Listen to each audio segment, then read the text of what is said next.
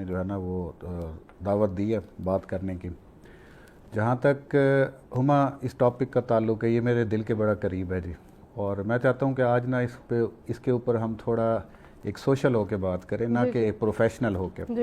اور یقین مانیں کہ یہ آپ نے وہ بات کہی ہے کہ جو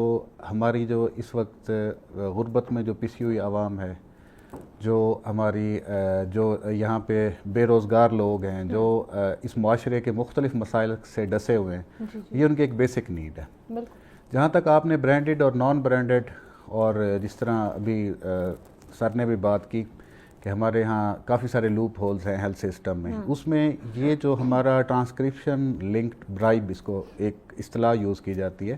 پبلک ہیلتھ میں, ٹرانسکرپشن لنکڈ برائب, یہ جو ہے یہ ایک بہت بڑا ایک آپ سمجھے ایک بہت بڑا مافیا ہے. جس طرح اس ملک میں شوگر کے کارٹل ہیں, آپ کو مختلف اور اس طرح کے مافیاز ملتے ہیں,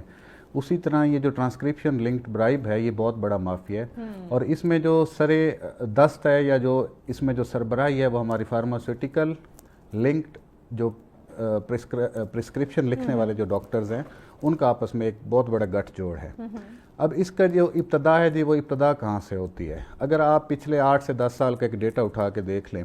تو ہمارے ہاں جو بھی ہیلتھ منسٹر سب سے پہلے آتے ہیں, آپ دیکھیں کہ ان کے آتے ہی سب سے پہلا جو کام ہوتا ہے ود ان 1 month, یا آپ اس کو کہہ لیں کہ ود ان فیو ویکس, وہ یہ ہوتا ہے کہ وہ سب سے پہلا جو نوٹیفکیشن جاری کرتے ہیں وہ فارماسیوٹیکل کی جو ریٹس ہیں ان کو انکریز کر دیتے ہیں. جہاں تک اس کی ریگولیٹری کا تعلق ہے, ریگولیشن کا جو ادارے یہاں پہ بنائے گئے ہیں, جس میں ڈریپ بھی سر فہرست ہے,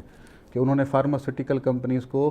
ریگولیٹ کرنا ہے کہ وہ معیاری ادویات بنائیں اور اس مارکیٹ میں ہمارے پاس جو ہے وہ اچھی میڈیسن ہوں مختلف جنیرکس کی. اب ہوتا کیا ہے کہ وہی جب ہمارے ہاں مختلف وہ جو لوپ ہولز اب ہمارے ہاں ریگولیشن میں آتے ہیں, ان کا اب کیا کام ہے کہ جب وہ ادویات بن کے مارکیٹ میں آتی ہیں تو ایک جو پروفیشنل ڈاکٹر ہوتا ہے اس کے لیے بڑی مجبوری ہو جاتی ہے کہ وہ پھر ایسی جو سب سٹینڈرڈ میڈیسن ہے جب وہ لکھے گا تو ظاہری سی بات ہے اس کے لکھنے سے کہ مریض کو فائدہ نہیں ہوگا, تو اس کے پاس ایک بڑا اچھا جی بہانہ موجود ہے کہ جی چونکہ یہ دوائی سب سٹینڈرڈ ہے اور یہ سب سٹینڈرڈ میڈیسن جب میں اپنے پیشنٹ کو دیتا ہوں آرام نہیں آتا, تو ہمیں